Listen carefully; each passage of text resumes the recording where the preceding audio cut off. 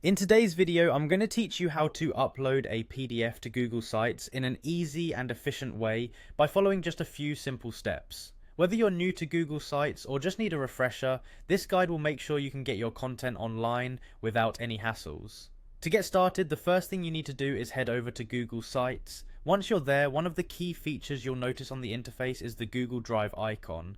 Go ahead and click on this icon. It serves as a bridge between your Google Drive and your Google site, effectively allowing you to pull files directly into your web page. This method is particularly useful because it integrates seamlessly with the Google ecosystem, ensuring your files remain easily accessible and manageable. After clicking the Google Drive icon, the next step is to browse through your Google Drive to find the PDF file you want to upload. Depending on how your files are organized, you may want to take advantage of Google's search function to quickly locate your PDF. Once you have located the file, select it by simply clicking on it. This action indicates to Google Sites that this is the file you wish to upload. Choosing the correct file is crucial because this file will be visible to anyone who accesses your site, so ensure you're selecting the intended document. With your PDF file selected, the final step is to click the Insert button. This button will be prominently displayed, and clicking it will add your PDF to the Google site. It might take a moment for the file to appear on your page depending on your internet connection and the file size,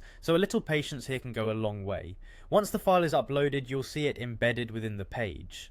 This embedding feature is handy because it not only incorporates the document itself, but also maintains its original formatting, ensuring it looks professional and is easy to read for your audience. And there you have it.